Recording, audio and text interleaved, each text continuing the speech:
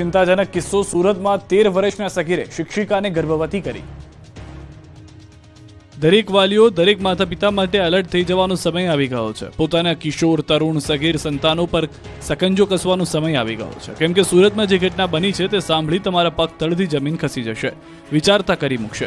13 વર્ષના એક સગીરને એક શિક્ષિકા ભગાડી ગઈ। જોકે શિક્ષિકાએ જે દાવો કર્યો છે તે વધુ આશ્ચર્ય પામે તેવો છે।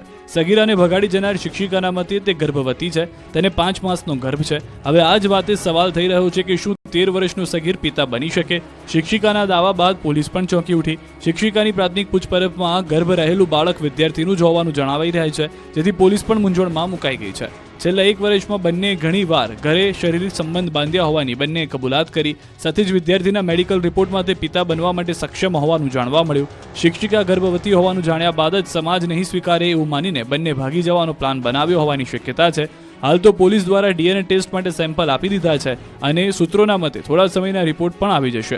ધોરણ 5માં અભ્યાસ કરતા વિદ્યાર્થીને શિક્ષિકા ભગાડી ગઈ હતી। પૂણા વિસ્તારમાં રહેતા કરિયાણાના દુકાનદારના 5મા ધોરણમાં અભ્યાસ કરતા 13 વર્ષીય વિદ્યાર્થીને તેની 23 વર્ષીય ટ્યુશન કમ સ્કૂલ શિક્ષિકા ભગાડી ગઈ। જોકે બંને પહેલા ઘણા રાજ્યોમાં ફર્યા, પરંતુ આખરે શિક્ષિકાને પકડીને વિદ્યાર્થીને મુક્ત કરાવ્યો હતો।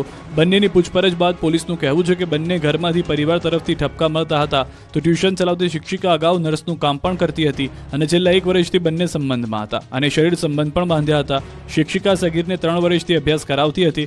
શિક્ષિકાએ મુગ્ધાવસ્થામાં પ્રવેશી રહેલા વિદ્યાર્થી સાથે ફિઝિકલ રિલેશન સ્થાપ્યા હતા, જે દરમિયાન ગર્ભ રહી ગયો હતો। હાલમાં પોલીસે શિક્ષિકા વિરુદ્ધ સગીરના અપહરણ, બાળકના યૌન શોષણની કલમો પણ ઉમેરી છે।